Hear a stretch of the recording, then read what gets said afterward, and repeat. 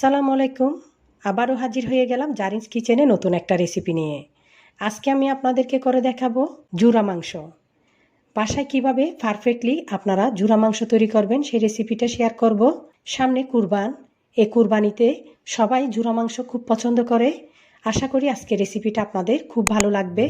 তাহলে চলুন দেখে নেওয়া যাক চটজলদি কিভাবে বাসায় জুরা মাংস তৈরি করবেন।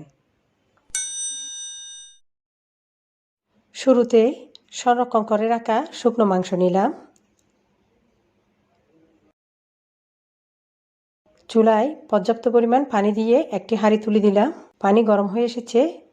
এখন দিয়ে দিলাম 1 বাটি শুকনো মাংস। মাংসটা ভালোভাবে 5 মিনিট জাল করে নিতে হবে। 5 মিনিট জাল করলে মাংসটা নরম হয়ে আসবে। আমি একটু আপনাদেরকে দেখাই, হাত দিয়ে চাপ দিলেই এভাবে ভেঙে যাবে। সব মাংস আমি জুড়া করে নিলাম। চুলায় একটি প্যান বসিয়ে দিলাম।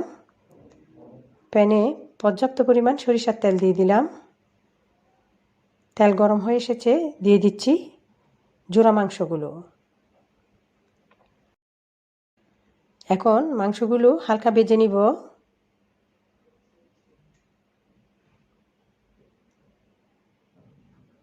চুলার আঁচটা মাঝারিতে রাখবো। এরপর দিয়ে দিচ্ছি 1 কাপ পেঁয়াজ কোচা, 7 পিস কাঁচামরিচ কোচা।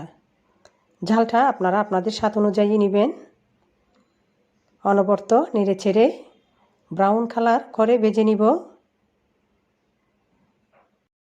দিয়ে দিচ্ছি 1 চা চামচ সয়া সস।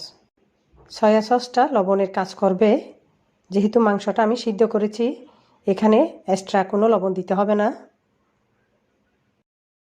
এখন দিয়ে দিলাম 1/2 কাপ ধনেপাতা কুচি। আবারও একটু নেড়ে চেড়ে চুলাটা অফ করে দিব।